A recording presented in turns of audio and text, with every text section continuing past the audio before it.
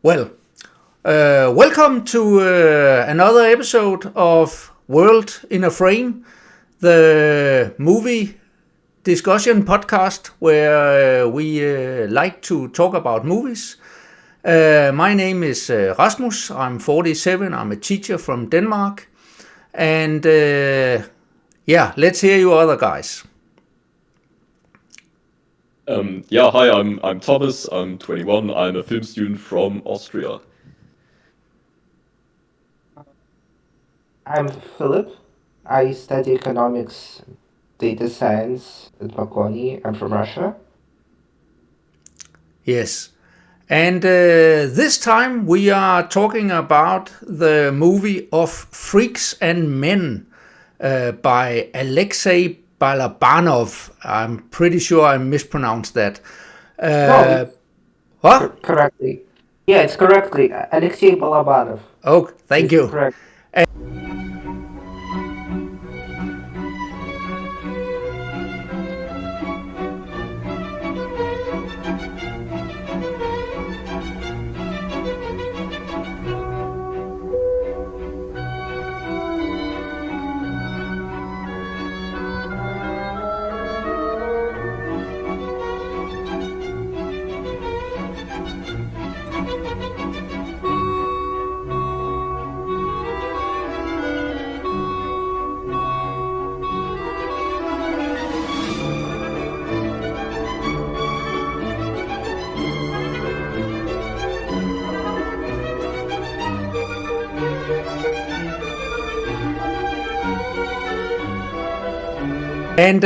And Philip, this was a movie chosen by you. So could you please introduce us to why did you choose this movie and what it's about? Well, Alexey Balabanov is one of my favorite directors. I think he's one of the most talented filmmakers from Russia, and he is not very well known in the West, and but also in Russia, although he is well known, his movies have also, let's say, gotten quite interesting, quite polarized responses, and I think it would be interesting to discuss one of his movies, and of Freaks and Men. The director of this, Alexey Balabanov, considered this film his best, and I kind of agree with him. That's why I chose it. It's basically a home invasion movie, in a sense, but this home invasion is metaphorical. It's not physical, but the immorality creeps in the lives of the bourgeoisie, and we see the impending revolution. Although there's no talk of politics, but I think the director shows it, and it would be interested to hear your opinions on this movie. I have to say I have never heard of this director before, so I think you're right to say that he's not very well known outside of Russia, I think, because I did my research and on his Wikipedia page it says he's like one of the most popular filmmakers in Russia, like he's celebrated as one of their greatest directors, and I've never heard of him, but I have to say his visual style is really fantastic. This film looks absolutely great. At first, I was a little bit put off by the sepia tone. Like the most of the film is colored in this brownish sepia tone, which is reminiscent, of course, of the silent era and so on. But once you get used to it, this film looks absolutely stunning and beautiful. So yeah, so much to the more technical aspects of the film. The the story, I thought, it's difficult to put into words. Yeah, I think it's definitely a very challenging film because it's a bit of a slow burn. I think the whole film is about these two guys who create pornography pictures and then also short movies. And they, as you said, they kind of invade the homes of two different bourgeoisie families and force them or manipulate them into being part of their scheme. So it's a film about exploitation, I would say, first and foremost. Uh, but yeah, analyzing this film on a more metaphorical level, I think it's pretty difficult because there's a lot you can apply to it. You know, you can see, of course, technology is a big part of the film's story. We see the transition from photography to film, and that kind of sets in motion a lot of what's happening in the story. So you can definitely, for example, read a critique of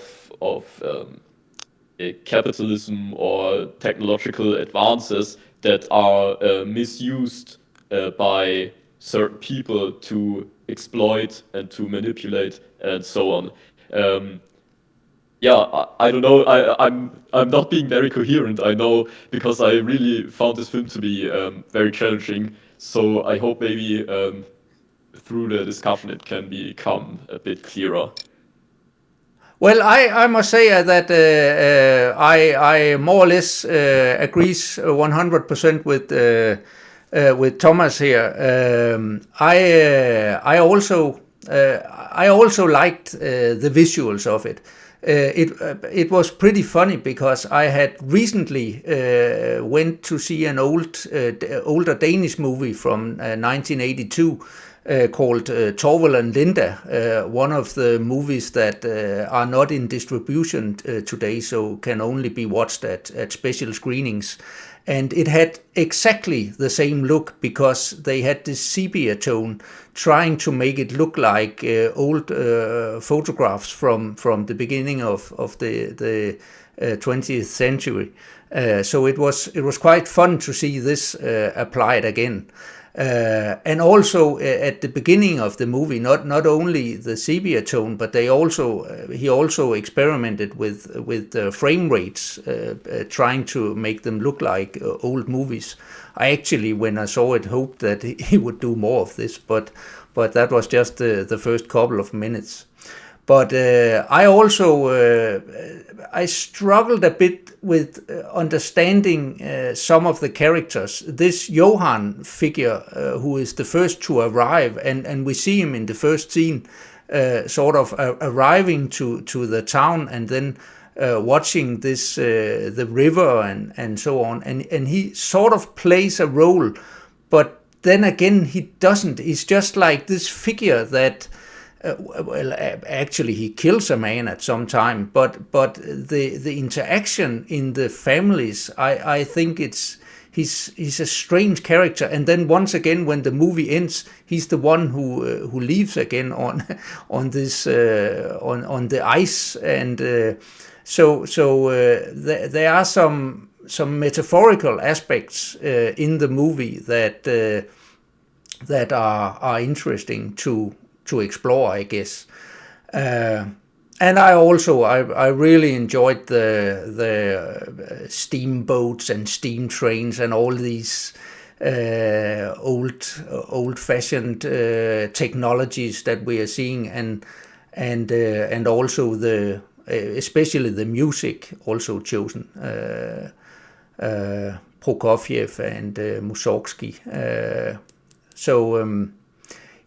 So I also look forward to try and comprehend what this was about. But I also got some sort of exploitation vibe to it, and how technology, sort of the voyeurism of technology and how people are exploited by it potentially.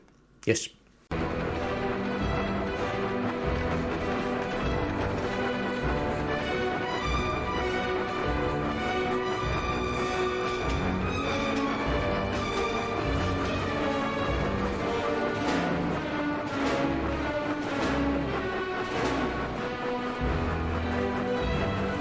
I generally agree with you. I think Johann arriving to St. Petersburg and then leaving on this ice is kind of a connection to Bulgakov's Master and Margarita, because in Master and Margarita we see a devil arriving to Moscow, selling the score, having a ball, and leaving. Well, in a sense. In this movie, we also see Johann arriving, throwing the score, well, not having a ball, but still living. And I think he does have fun. So I think it was probably a connection to classical literature. Almost all of Balabanov's movies have some kind of connection to classical literature. For example, he made adaptation of Beckett, he made adaptation of Kafka, he made adaptation of Bulgakov in a movie called Morphine. And I also agree with you on the technology angle. For example, in Morphine, this doctor who gets addicted to drugs, and also there is, a revolution coming. He goes into a theater where they play a comedy, some kind of silent comedy, and shoots himself, and people do not notice this shot because we laugh at the film. And I think, that's what I wanted to say about it. I have another question because you already mentioned classic literature. The title of the film of Freaks and Men obviously references the classic American novel of Mice and Men, which I haven't read, so I couldn't see any parallels, but maybe if one of you two is familiar with that material, I would be really interested in knowing if there's any connection between the two other than the title. No, I haven't heard of it, but maybe there is some connection. Yeah, I must admit I never thought of it, but you are absolutely right. There must be some connection with the title to that one. I have simply not given it any thought, so I would not try to make any similarities. As far as I understand, the reason for this title is that they're actually freaks, Siamese twins, and they're people. And I think that's why he chose this. But probably there was this also play with the name, because, for example, his first movie, it was an adaptation of short stories by Beckett, but the title of the movie was Happy Days. He didn't adapt Happy Days, but he gave this title to the movie, to the separate adaptations. Probably there was some play with it. It's interesting also that you said this, that Balabanov is polarizing in Russia. I have never heard of him either. I guess it's sort of like here in Denmark that Lars von Trier is also very polarizing. Some people love him and others hate him, and so could you sort of could you tell us a little bit about in what way is he polarizing? Well, he is most famous for the Brava dialogy, where it is about Russia in the 1990s. There is this man who becomes a gangster, but he's shown as a general guy who, out of necessity, becomes a gangster, and so it became very popular, and there were some very popular phrases and songs, etc. But he also made some movies where and intellectuals didn't like him because there were some a little bit xenophobic. Some characters said something xenophobic. There was violence, but also he made some movies in which he criticized some people, general people, for their moral depravity, and many people didn't like it, although it was, loved by some intellectuals at least. And there is this, I think he liked to provoke the public, and the public got provoked. It's logical. But that would probably also be my question, because in this movie, would you say that is he trying to raise some moral questions or some, because when we see these erotic photographies and so on, it's not particularly erotic. It's exploitative, and those involved are paying a huge price for this. And when we see the men, there's this scene towards the end where some old men are looking at this movie that has been made, and they all sit totally expressionless and so on. There's showing no emotions and so on. So is he trying to raise some moral flag, or is that or is it more complicated than that, do you think? I think it's more complicated than that. I think, as he explained in the interview, he tried the characters, for these characters, this rough sadomasochism is all the love they knew. And he made this movie about characters, about this kind of people for whom this is the only love they knew. And but he also shows it that it's wrong to have this kind of love.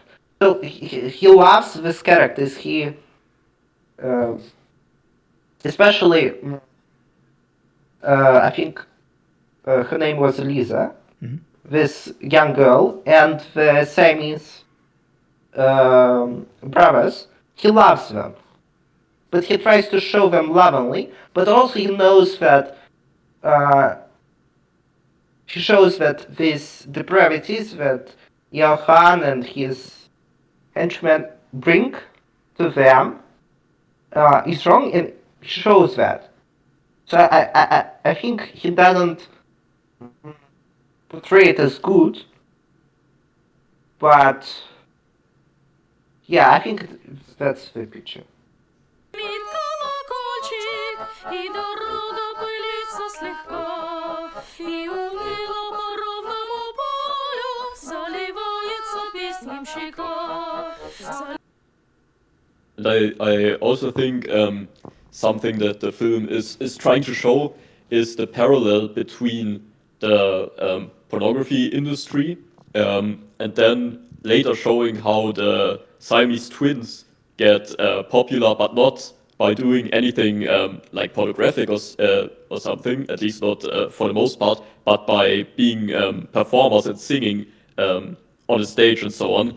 And I think at least part of the point of the film is that exploitation takes many forms, and most people will immediately realize that the porno industry is broadly speaking can be very abusive. But then at the same time, for example, in America, that's a very big thing.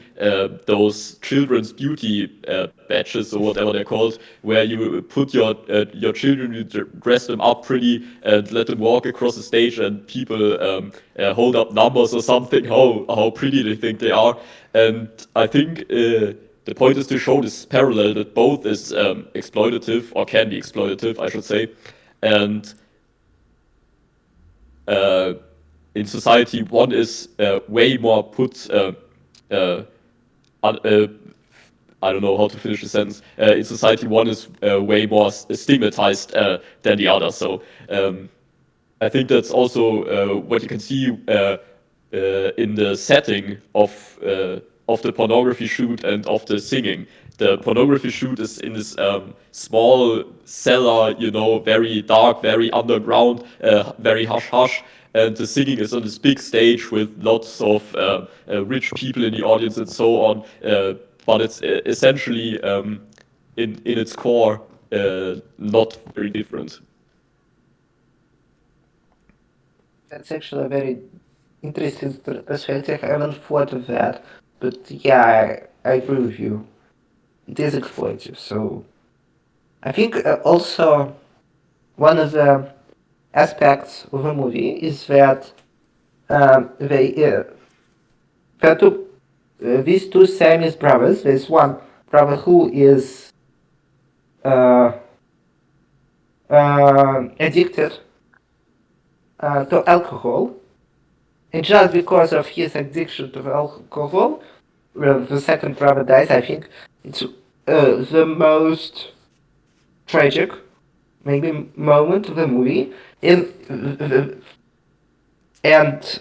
also this other victim of this industry, Lisa, she goes to the West, and there she finds just a brothel, and I think it is a very sad movie. So I think both Lisa and the Siamese brothers are in the same way, are in similar ways exploited and morally corrupted.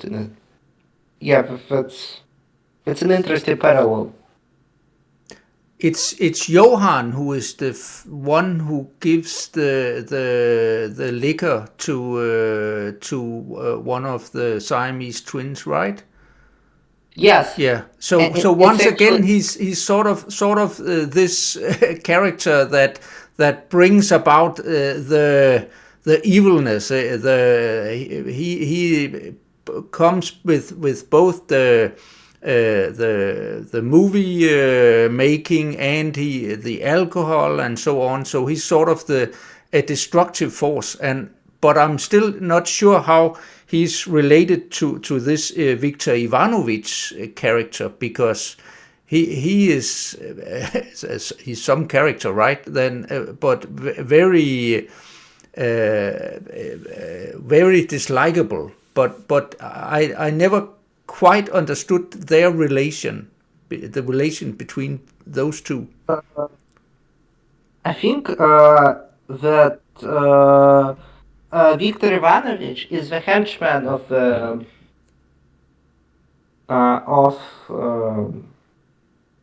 Johann. So he helps him with his business. He's just a local henchman. Yeah. This actor is actually got quite popular because he also starred as one of the brothers in the brother dilogy, and in this dilogy is also the one who is mischievous, who gets involved in all the criminality. Uh, yeah, I think Yeah. They're just some he's people are just very, born to be playing evil characters. yeah. Also, I think um, it's interesting. There's several characters who sort of seems like they have absolutely no idea what they are doing. We have the engineer guy, this Putilov, I believe he's called, the very tall guy who has the camera, and sort of he's just at one level he sort of is interested in Lisa, but then again he just records her like no, it's like he doesn't really have any knowledge or any influence on his actions. The same with this old grandmother who is whipping them. Also, she seems more or less to be have no idea on what she's doing, not even if knowing that she's been filmed or anything. So it's like there are some characters who just go about without realizing the world they're living in. Is that could that be an interpretation? I think yes, these characters are important, and I think the interpretation for this is that they were kind of born this way, but also uh, during their lives they decided that they understood that often initiative is bad and can get you in trouble. Yeah, another, I think, interesting question when it comes to the morality of the characters, because you called what's his name again, Victor, right, the bald guy. Yeah, you called him evil, and that's, I think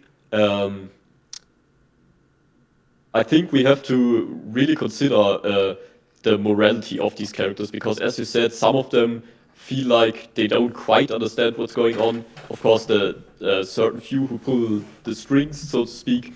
But to me, the most interesting one is this cameraman who seems to be yeah, kind of interested in the technology and the artistry of the filmmaking, as well as having a certain human connection to the woman, but still being part of the system that exploits all these people. I think he's kind of the most interesting character because, I don't know, he seems almost amoral, like he has no consideration for morality in any of his actions. Uh, the shooting because he's interested in the camera and interested in the art, and he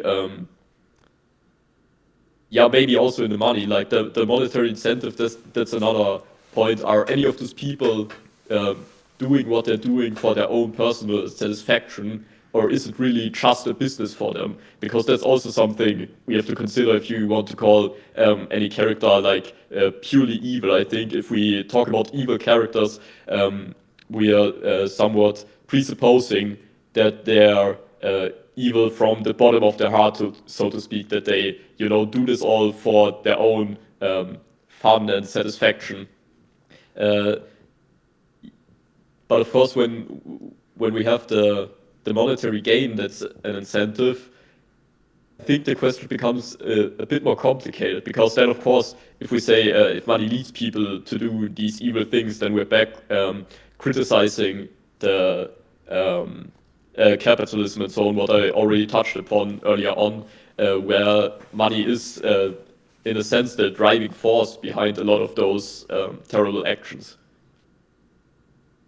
I think the irony here is that, according to the will, were Lisa to marry this cameraman, then all this could have stopped if cameraman decided to stop it.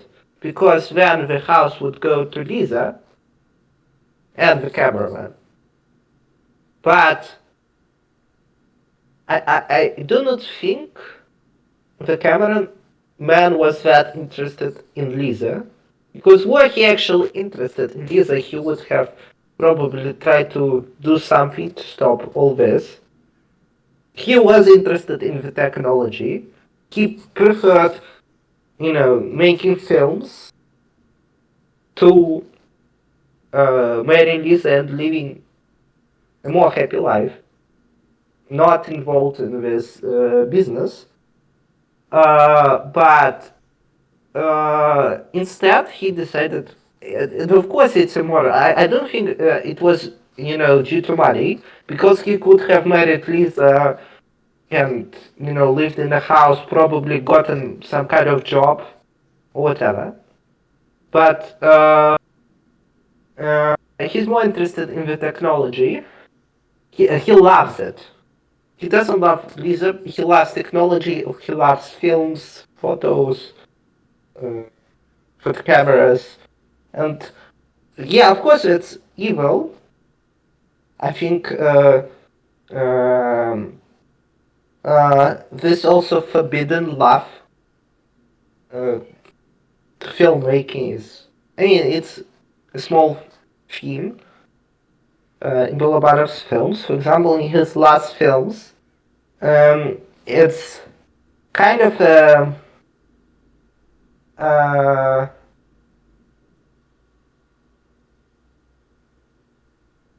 not homage, but probably it's full of reference to Tarkovsky's Stalker. There's this bell tower of happiness, but this bell tower doesn't take everyone. And there are a couple of people like a criminal, a musician, a prostitute, and a couple of other people go there and try to receive happiness from this bell tower and go away.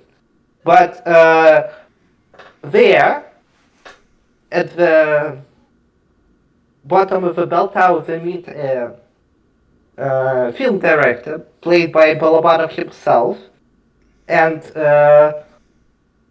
when one of the characters isn't taken, they talk to this film director about happiness, and here, this film director didn't receive the happiness from the bell tower.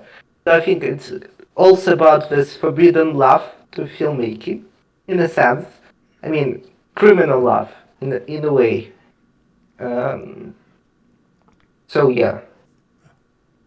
Yeah. I also thought about the reference to Tarkovsky, maybe because Tarkovsky is the most well-known Russian director and actually one of my favorite directors, and the similarity probably is also this, that Tarkovsky had this sort of as I understand, he didn't like when people sort of got too fond of technology, or sort of he expressed some, especially to the 2001 movie, I believe that one of his accusations against it was that it sort of elevated technology to some human level or something, and he thought of it as a replacement for religion, and Tarkovsky was religious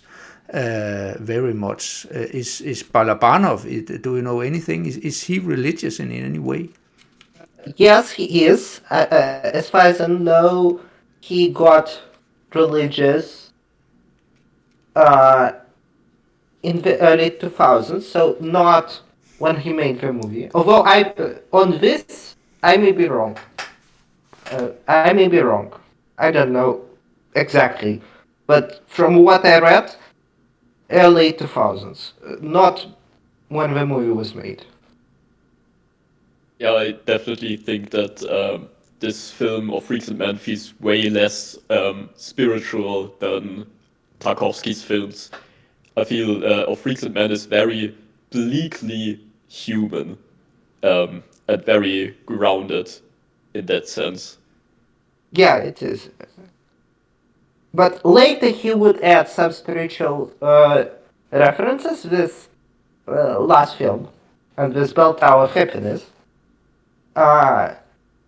It was filmed on also with Cargo 200. It ends with a professor of scientific atheism coming to church. Um, well, in the USSR, you may know that the church was kind of banned, but there were some churches. I mean, probably monitored by KGB, there were some churches. And this Professor of atheism comes to church as a sign of hope. And in the last film, the bell tower uh, uh, on which the film was built, around which was built, after the on the 40th day after Balabanov's day actually collapsed. I mean, the bell tower was already abandoned, semi-collapsed, but the 40th day after somebody's death is a very important day in Russian theology. It's a very weird coincidence. I cannot explain it, but that's his movies get more spiritual, in a sense.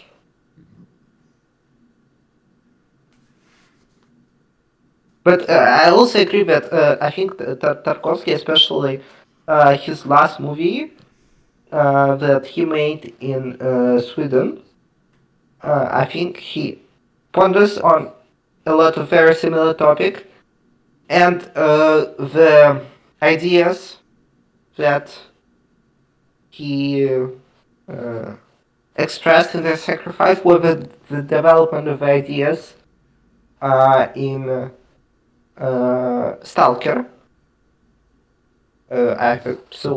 It's probably one of my favorite movies. Actually, Tarkovsky movies is a sacrifice because it's his final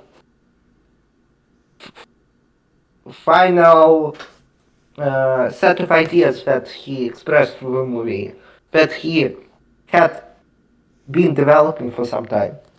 So I think also nostalgia, but in a different way.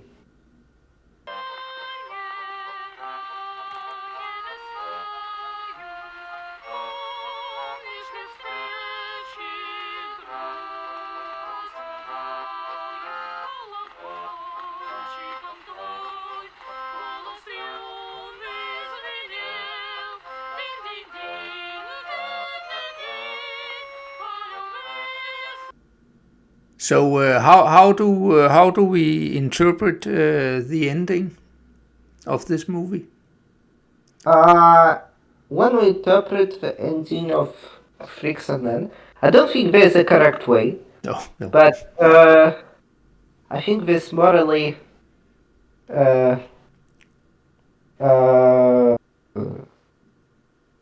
morally corrupted people, both Lisa and the Siamese brothers, they go other sides and do not find happiness. I think it's the, I don't know, like what often happens. It's just the, I don't know, constatation of reality. not manifestation, he doesn't want that, but he just documents, the documentation of reality. I think documentation of what often happens when morally corrupted people go away, go to some other place, and they do not find themselves. I mean, it's unfortunate, but I think it's a good morality. I mean, fable. It's a warning not to be morally corrupted, not to be impotent. I think that's how I would interpret it. But Yeah, I think I agree with you. It's like you said in the beginning, kind of like the devil comes into the town and corrupts everything around him, and then he moves on to the next town, and whoever is left behind is kind of lost for the time being, and there is no kind of happy ending or anything. It's just what it is. I hope I have managed to interested people in other films and in this film and in other films.